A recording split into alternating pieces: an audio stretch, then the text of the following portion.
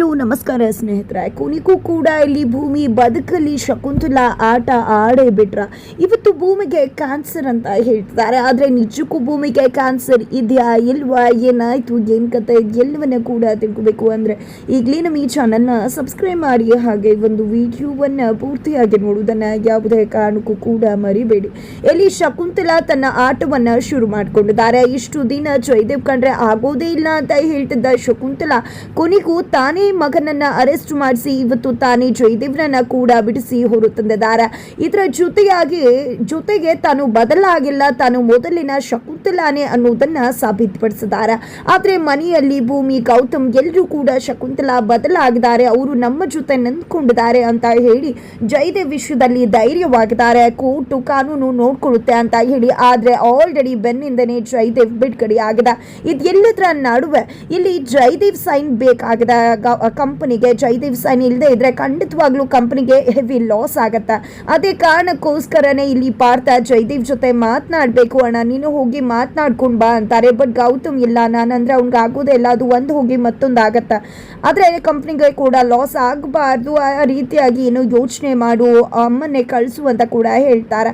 ಈ ಕಡೆ ಪಾರ್ಥ ಅಮ್ಮನ್ನೇ ಕಳಿಸೋದು ಒಳ್ಳೇದು ಅಂತ ಅನ್ಕೊಂಡಿದ್ದೆ. ಶಕುಂತಲಾ ಅವ್ರ ಹತ್ರ ಬಂದು, ಅಮ್ಮ ನೀನೇ ಜಯದೇವ್ ಜೊತೆ ಮಾತಾಡಿ ಸೈನ್ ಮಾಡಿಸ್ಕೊಂಡು ಬರೋಕ್ಕಾಗೋದು, ಯಾಕಂದ್ರೆ ಜಯದೇವ್ ಸೈನ್ ತುಂಬಾನೇ ಅವಶ್ಯಕತೆ ಇದೆ, ನಾವೇನೇ ಹೋದ್ರೂ ಕೂಡ ಅವನು ಹಾಕೋದಿಲ್ಲ, ನಿನ್ನ ನೋಡಿದ್ರೆ ಅವನಿಗೆ ಸ್ವಲ್ಪ ಭಯ ಆಗತ್ತೆ, ಹೆದರ್ಕೋತಾನೆ, ಹಾಗಾಗಿ ಸೈನ್ ಹಾಕೋ ಚಾನ್ಸಸ್ ಇದೆ, ನಿನ್ನ ಮೇಲೆ ವಿಶ್ವಾಸ ಇಟ್ಟು ನಾನು ಬ್ರೂ ಹತ್ರ ನಂಬಿಕೆ ಇಟ್ಟು ಮಾತಾಡಿ ಬಂದಿದ್ದೀನಿ, ಪ್ಲೀಸ್ ಜಯದೇವ್ ಹತ್ರ ಸೈನ್ ಹಾಕಿಸ್ಕೊಂಡ್ ಬಾ ಅಂತಾರೆ.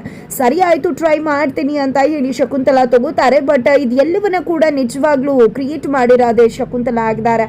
ಯಾಕಂದ್ರೆ ಜಯದೇವ್ ಸೈನ್ ಬೇಕೇ ಬೇಕು ಅಂತ ಹೇಳಿ ಅವರ ಒಂದು ಕಂಪ್ನಿಯಲ್ಲಿ ಒಂದು ಆರ್ಡರ್ ಅನ್ನ ತಗೋತಾ ಇರೋರು ಹೇಳಿದ್ದಾರೆ. ಹಾಗಾಗಿ ಆ ಒಂದು ಜಯದೇವ್ ಸೇನನ್ನ ಅವರು ಒತ್ತಾಯಕವಾಗಿ ಕೇಳುವುದಕ್ಕೆ ಕಾರಣ ಆಗಿರುವುದೇ ಶಕುಂತಲಾ ಇಂದಾನೆ ಇದೆಲ್ಲವೂ ಕೂಡ ನಡೀತಾ ಇರುವುದು.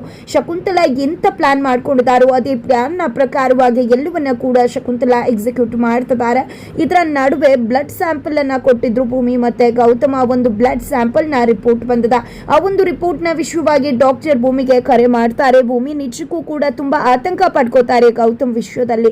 ಹಾಗಾಗಿ ಗೌತಮ್ ವಿಷಯದಲ್ಲಿ ಆತಂಕ ಪಡ್ಕೊಂಡಂತ ಭೂಮಿ ಡಾಕ್ಟರ್ ಕರೆ ಮಾಡ್ತಿದ್ದಾಗೇನೆ ಗೌತಮ್ಗೆ ಏನಾದ್ರೂ ಆಗಿದ್ಯಾ, ಏನ್ ವಿಷಯ ಏನು ಹೇಳಿ ಅಂತ ಹೇಳಿ ಕೇಳಿದಾಗ ಬನ್ನಿ ಇಲ್ಲಿ ಬಂದು ಮಾತಾಡೋಣ ಅಂತ ಹೇಳಿ ಭೂಮಿಯನ್ನ ಹಾಸ್ಪಿಟಲ್ಗೆ ಕರೆದಿದ್ದಾರೆ ಡಾಕ್ಟರ್ ಕೂಡ. ಈತ ಕಡೆ ಶಕುಂತಲಾ ಜಯದೇವ್ ನನ್ನ ಭೇಟಿ ಆಗೋದಕ್ಕೆ ಅಂತ ಹೇಳಿ ಹೋಗಿದ್ದಾರೆ.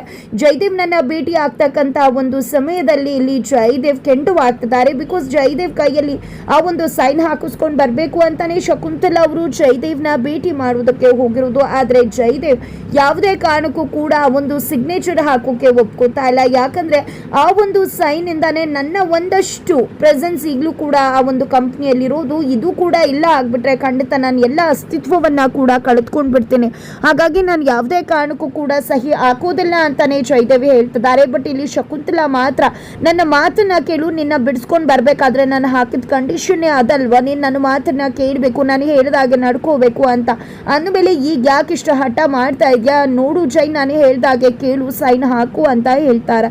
ಆದ್ರೆ ಇಲ್ಲಿ ಜಯದೇವ್ ಮಾತ್ರ ಇಲ್ಲ ಮಾಮ್ಸ್, ನಾನು ಹಾಕೋದಿಲ್ಲ, ಯಾಕೆ ಬಂದಿರೋದನ್ನು ಕೂಡ ಬಿಟ್ಬಿಡ್ತೀನಿ, ಬಂದ್ಬಿಡು, ಅದು ಯಾಕೆ ಹೇಳು ಅಂತ ಹೇಳಿ ಒಂದಷ್ಟು ಏನೋ ಇದೆ ಅದನ್ನ ಕೂಡ ಕಳ್ಕೋಬೇಕಾ ನಾನು ಅಂತ ಹೇಳಿ ಜಯದೇವ್ ಹೇಳ್ತಿದ್ದಾರೆ. ಬಟ್ ಶಕುಂತಲಾ ಇಷ್ಟಕ್ಕೆಲ್ಲ ಆಸೆ ಪಟ್ಟು ದೊಡ್ಡದನ್ನ ಕಳ್ಕೋಬೇಡ ಜಯದೇವ್, ನಾನು ದೊಡ್ಡದಾಗಿ ನಿನಗೆ ಸಾಮ್ರಾಜ್ಯನೇ ಕೊಡಿಸ್ಬೇಕು ಅನ್ಕೋತಾ ಇದ್ದೀನಿ, ಆದ್ರೆ ನೀನ್ ನೋಡಿದ್ರೆ ಈ ರೀತಿ ಪುಡುಗಾಸ್ಗೆ ಆಸೆ ಪಡ್ತಾ ಇದೆಯಲ್ಲ ಅಂತ ಹೇಳಿ ಕೇಳಿದಾಗ ನನ್ಗೆ ಯಾಕೋ ಡೌಟು ಮಾಮ್, ನೀನು ನನ್ನ ಕಡೆ ಇದೆಯೋ ಅವ್ರ ಕಡೆ ಇದೆಯೋ ನನಗೊಂದು ಕೂಡ ಅರ್ಥ ಆಗ್ತಿಲ್ಲ, ತಲೆ ಕೆಟ್ಟು ಹೋಗ್ತಿದೆ, ನೀನು ನನ್ನ ಪರ ಇದ್ದೀನಿ ಅಂತ ಅನ್ಕೊಂಡು ಅವ್ರಿಗೇನಾದ್ರೂ ಫೇವರ್ ಮಾಡ್ತಿದ್ಯಾ, ಹೇಗೆ ನಂಬೋದು ನಿನ್ನ?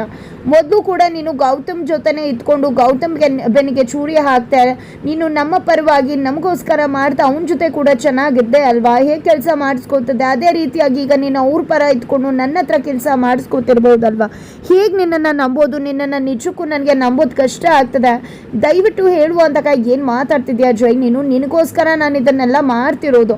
ನಿಜವಾಗ್ಲೂ ಹೇಳಬೇಕು ಅಂದರೆ ಗೌತಮ್ ಆ ಒಂದು ಆಸ್ತಿಯನ್ನು ಪಡ್ಕೊಳ್ಳೋ ಹಾಗೆ ಮಾಡಿ ಆ ಸಾಮ್ರಾಜ್ಯವನ್ನು ಉಳಿಸಿ ಮತ್ತೆ ನಿನಗೆ ಕೊಡಿಸ್ಬೇಕು ಅಂತ ನಾನು ಇಷ್ಟೆಲ್ಲ ಪ್ಲ್ಯಾನ್ ಮಾಡ್ತಾ ಇದ್ದೀನಿ. ಆದರೆ ಇವಾಗ ನೋಡಿದ್ರೆ ನೀನು ಈ ರೀತಿ ಮಾತಾಡ್ತಾ ಇದೆಯಾ ಅಂತ ಶಕುಂತಲಾ ಕೇಳಿದಾಗ, ಅದು ಹಾಗಲ್ಲ ಮಾಮ್, ನಾನು ನಿನ್ನ ಮೇಲೆ ಕೋಪ ಮಾಡಿಕೊಂಡೆ, ಅವಮಾನ ಮಾಡಿದೆ, ನಿನ್ನನ್ನು ಕುತ್ತಿಗೆ ಹಿಡಿದು ಹೊರಗಡೆ ದಬ್ದೆ. ಆದರೆ ಇವತ್ತು ನೀನು ಈ ರೀತಿಯಾಗಿ ನನಗೆ ಫೇವರ್ ಮಾಡ್ತಾ ಇದೆಯಾ ಅಂತ ನಂಬೋದಕ್ಕೆ ಕಷ್ಟ ಆಗ್ತದೆ.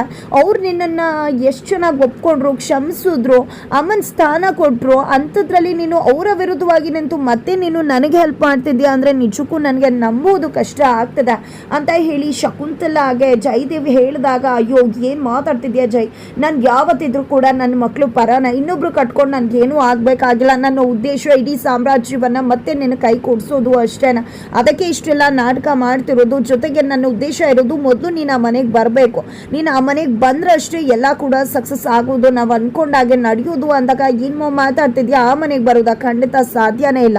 ಅವ್ನು ನನಗೆ ಎಷ್ಟು ಅವಮಾನ ಮಾಡಿ ಕುತ್ತಿಗೆ ಹಿಡಿದು ಹೊರಗಡೆ ದಬ್ಬದಾನೆ ಅಂತ ಗೊತ್ತಿದ್ಯಾ, ಅಂಥ ಮನೆಗೆ ನಾನು ಬರಬೇಕಾ? ಅದ ಜಯದೇವ್ ಕೇಳ್ತಿದ್ರೆ, ಏನು ಮಾತಾಡ್ತಿದ್ಯಾ ಜೈ, ನೀನು ಆ ಮನೆಗೆ ಬಂದರೆ ಮಾತ್ರನೇ ಗೌತಮ್ ನಿನ್ನ ಬಗ್ಗೆ ಸಾಫ್ಟ್ ಕಾರ್ನರ್ ಬರೋದು, ನಾವು ಅಂದ್ಕೊಂಡಿದ್ದು ಎಲ್ಲವೂ ಕೂಡ ಸಾಧ್ಯ ಆಗೋದು, ಅವ್ನು ನಿನ್ನನ್ನು ನಂಬೋದು. ಅವ್ನು ನಂಬಬೇಕು ಅಂದರೆ ನೀನು ಈ ರೀತಿ ಸೈನ್ ಹಾಕ್ಕೊಡ್ಬೇಕಾಗತ್ತೆ, ನೀನು ಬದಲಾಗಿದ್ಯಾ ಅನ್ನೋದನ್ನು ನಾನು ಗೌತಮ್ ಹತ್ರ ತೋರಿಸ್ತೀನಿ, ನಿನ್ನನ್ನು ಹೇಗಾದರೂ ಮಾಡಿ ಆ ಮನೆ ಕರ್ಕೊಂಡು ಹೋಗ್ತೀನಿ, ಅದೇ ನನ್ನ ಫಸ್ಟ್ ಇಂಟೆನ್ಷನ್ ಅಂತ ಹೇಳಿ ಶಕುಂತಲಾ ಹೇಳ್ತಾರೆ. ಫೈನಲಿ ಜಯದೇವ್ ಅಮ್ಮನ ಮಾತನ್ನು ನಂಬಿದ್ದೆ, ಸೈನೇನೋ ಹಾಕಿ ನಿನ್ನ ನಂಬಿಕೆ ಮೇಲೆ ಸೈನ್ ಹಾಕ್ತಿದ್ದೀನಿ ಅಂತ ಹೇಳಿ ಕೊಟ್ಟು ಹೋಗ್ತಾ ಇರ್ತಾರೆ. ಫೈನಲಿ ನಿಜಕ್ಕೂ ಒಂದು ಕ್ಷಣ ಅನಿಸುತ್ತೆ, ಶಕುಂತಲಾ ನಿಜಕ್ಕೂ ಬದಲಾಗಿಲ್ವಾ, ಆಕೆ ಜಯದೇವ್ ಪರನೇ ಇದ್ದಾರಾ, ಅಥವಾ ಮತ್ತೆ ಇಲ್ಲಿ ಗೌತಮ್ಗೆ ಜಯದೇವಿಂದ ಕೆಡಕಾಗತ್ತೆ ಅನ್ನೋ ಕಾರಣಕ್ಕೆ ಜಯದೇವನ್ನ ಸರಿ ದಾರಿ ತರಬೇಕು ಅನ್ನೋ ಕಾರಣಕ್ಕೆ ಮುಳ್ಳಿಂದನೇ ತೆಗೆಯುವ ಹಾದಿಯನ್ನು ಹುಡ್ಕೊಂಡೇನಾದರೂ ಶಕುಂತಲಾ ಮತ್ತು ನಾಟಕ ಮಾಡ್ತಿರ್ಬೋದಾ ಜಯದೇವ್ ಜೊತೆ ಅಂತ ಕೂಡ ಅಚ್ಚರಿ ಆಗುತ್ತೆ. ಇತ್ತ ಕಡೆ ಭೂಮಿ ಹಾಸ್ಪಿಟಲ್ಗೆ ಬರ್ತಾರೆ. ಹಾಸ್ಪಿಟಲ್ಗೆ ಬಂದಿದ್ದೆ ಡಾಕ್ಟರ್ ಹತ್ರ ಗೌತಮ್ಗೆ ಏನಾದರೂ ಆಗಿದೆಯಾ ಅಂತ ಗಾಬರಿಯಿಂದ ಕೇಳ್ತಿದ್ದಾರೆ. ಬಟ್ ಗೌತಮ್ ಆರಾಮಾಗಿದ್ದಾರೆ, ನಿಮಗೆ ಬ್ರೆಸ್ಟ್ ಕ್ಯಾನ್ಸರ್ ಇದೆ ಅಂತ ಡಾಕ್ಟರ್ ಹೇಳ್ತಾರೆ. ಕುಸ್ತು ಹೋಗ್ಬಿಡ್ತಾರೆ ಭೂಮಿ. ತನ್ನ ಸಂಸಾರದ ಜೊತೆ ಗಂಡ ಮಕ್ಕಳ ಜೊತೆ ಖುಷಿಯಾಗಿರಬೇಕು, ನನ್ನ ಒಂದು ಖುಷಿ ಕ್ಷಣಗಳನ್ನು ಕಳೀಬೇಕು ಅಂತ ಅಂದ್ಕೊಂಡಿದ್ದಂತಹ ಭೂಮಿ ಇವತ್ತು ಬ್ರೆಸ್ಟ್ ಕ್ಯಾನ್ಸರ್ಗೆ ಒಳಗಾಗಿರೋದ್ರಿಂದ ನಿಜಕ್ಕೂ ಕುಸಿತಕ್ಕೀಡಾಗ್ತಾರೆ. ಎಷ್ಟನೇ ಸ್ಟೇಜಲ್ಲಿದೆ ಅಂದಾಗ ಥರ್ಡ್ ಸ್ಟೇಜಲ್ಲಿದೆ, ಏನೂ ಮಾಡೋಕ್ಕಾಗಲ್ಲ. ಸೆಕೆಂಡ್ ಸ್ಟೇಜಲ್ಲಿದ್ದಾಗ ಏನಾದರೂ ಮಾಡ್ಬೋದು, ಈ ಸ್ಟೇಜಲ್ಲಿ ಜಸ್ಟ್ ನಿಮ್ಮನ್ನು ಖುಷಿಯಾಗಿಟ್ಕೊಳ್ಳೋದು, ಆರಾಮಾಗಿಟ್ಕೊಳ್ಳೋದು ಹೇಗೆ ಅನ್ನೋದಷ್ಟೇ ನಾವು ಮಾಡ್ಬೋದಾಗತ್ತೆ ಅಂತ ಡಾಕ್ಟರ್ ಹೇಳ್ತಾರೆ. ಎಲ್ಲ ಕಡೆ ಕೂಡ ಡ್ಯಾಮೇಜ್ ಆಗ್ತಾ ಇದೆ ಅಂತ ಕೂಡ ಹೇಳ್ತಾರೆ. ಏನೇನು ಸಿಂಪ್ಟಮ್ಸ್ ಆಗುತ್ತೆ ಅಂತ ಕೂಡ ಹೇಳ್ತಾರೆ. ಎಷ್ಟು ದಿನ ಬದುಕ್ಬೋದು ಅಂದಾಗ 3-4 ಮಂತ್ಸ್, ಅದಕ್ಕಿಂತ ಜಾಸ್ತಿ ಬದುಕ್ಬೋದು, ಕಡಿಮೆನೂ ಕೂಡ ಬದುಕ್ಬೋದು, ಎಲ್ಲ ದೇವರ ಇಚ್ಛೆಗೆ ಬಿಟ್ಟಿದ್ದು ಅಂತ ಕೂಡ ಹೇಳ್ತಾರೆ. ಈ ಒಂದು ವಿಷಯವನ್ನು ನಾವು ಗೌತಮ್ಗೂ ಹೇಳಬೇಕಾಗತ್ತೆ. ಕರ್ಕೊಂಡು ಬನ್ನಿ ಅಂದಾಗ, ಇಲ್ಲ ನನ್ನ ಕೆಲವೊಂದಷ್ಟು ಕೆಲಸಗಳಿದ್ದಾವೆ, ಅದನ್ನೆಲ್ಲ ಮಾಡಿ ಮುಗಿಸಿದ ನಂತರ ನಾನೇ ಹೇಳ್ತೀನಿ, ಅಲ್ಲಿವರೆಗೂ ಹೇಳಬೇಡಿ ಅಂತ ಹೇಳ್ತಾರೆ. ಬಟ್ ಇಲ್ಲಿ ಗೌತಮ್ಗೆ ಭೂಮಿ ಮನೆಗೆ ಬರ್ತಿದ್ದಾಗನೇ ತುಂಬಾ ವ್ಯತ್ಯಾಸ ಇರುತ್ತೆ ಭೂಮಿಯಲ್ಲಿ. ಹಾಗಾಗಿ ತನಗೇನಾದರೂ ಆಗಿದೆಯೇನು ಅಂತ ಅಂದ್ಕೊಂಡ್ಬಿಡ್ತಾರೆ. ಹಾಗಾಗಿ ಮೊದಲು ರಿಪೋರ್ಟ್ ತೊಗೊಂಡು ಹೋಗಿ ಡಾಕ್ಟರ್ನ ಕೇಳಬೇಕು ಅಂತ ಹೇಳಿ ಗೌತಮ್ ಹಾಸ್ಪಿಟಲ್ಗೆ ಹೊರಟು ಬರ್ತಾರೆ. ಭೂಮಿ ಮನೆಗೆ ಬಂದಾಗ ತುಂಬಾ ವ್ಯತ್ಯಾಸ ಆಗಿತ್ತು ಅವರ ಒಂದು ನಡವಳಿಕೆಯಲ್ಲಿ. ಏನಾದರೂ ಆಗಿದೆಯಾ, ರಿಪೋರ್ಟಲ್ಲಿ ನನ್ನ ಬಗ್ಗೆ ಏನಾದರೂ ಬಂದಿದೆಯಾ ಅಂತ ಕೇಳಿದಾಗ, ನಿಮ್ಮ ಆರೋಗ್ಯ ತುಂಬಾ ಚೆನ್ನಾಗಿದೆ, ಆದರೆ ಭೂಮಿ ಅವರ ಆರೋಗ್ಯ ಹದಗೆಟ್ಟಿದೆ, ಅವ್ರಿಗೆ ಬ್ರೆಸ್ಟ್ ಕ್ಯಾನ್ಸರ್ ಇದೆ ಅಂತ ಹೇಳಿದ ತಕ್ಷಣ ಗೌತಮ್ ಕುಸಿದು ಹೋಗ್ತಿದ್ದಾರೆ. ನಿಜಕ್ಕೂ ಏನಾದರೂ ರಿಪೋರ್ಟ್ ಇಲ್ಲಿ ಬದಲಾಗಿದೆಯಾ? ಶಕುಂತಲಾ ರಿಪೋರ್ಟನ್ನು ಬದಲಾಯಿಸಿರ್ತಕ್ಕಂಥ ಚಾನ್ಸಸ್ ಇದೆ. ಯಾಕಂದರೆ ತನ್ನ ಇಡೀ ಸಂಸಾರನೇ ಮುಳುಗಿ ಹೋಗ್ತಿದೆ ಅಂದಾಗ ಖಂಡಿತವಾಗ್ಲೂ ಗೌತಮ ಒಂದು ಕಂಪನಿಯನ್ನು ನಡೆಸೋದಕ್ಕೆ ಮುಂದಾಗೋದಿಲ್ಲ. ಹಾಗಾಗಿ ಈ ರೀತಿಯಾಗಿ ಶಕುಂತಲಾ ಏನಾದರೂ ಪ್ಲ್ಯಾನ್ ಮಾಡಿ ಇಲ್ಲಿ ಭೂಮಿಗೆ ಬ್ರೆಸ್ಟ್ ಕ್ಯಾನ್ಸರ್ ಇದೆ, ಅದು ಇದು ಅನ್ನೋ ರೀತಿಯಲ್ಲಿ ಅವರನ್ನು ಕುಗ್ಸೋದ್ರ ಮುಖಾಂತರ ಇಡೀ ಆಸ್ತಿಯನ್ನು ತನ್ನ ತೆಕ್ಕೆಗೆ ತಗೋಬೇಕು ಅನ್ನೋ ಪ್ಲ್ಯಾನ್ ಏನಾದರೂ ಮಾಡ್ಕೊಂಡಿದ್ದಾರೆ. ಭೂಮಿ ಬದುಕಲ್ಲಿ ಮತ್ತೆ ಶಕುಂತಲಾ ಆಟವನ್ನೇನಾದರೂ ಆಡ್ತಿದ್ದಾರೆ ಅನ್ನೋದನ್ನು ತಿಳ್ಕೋಬೇಕು ಅಂದರೆ ಮುಂದಿನ ವಿಡಿಯೋಗೆ ವೇಟ್ ಮಾಡೋದನ್ನು ಮರಿಬೇಡಿ.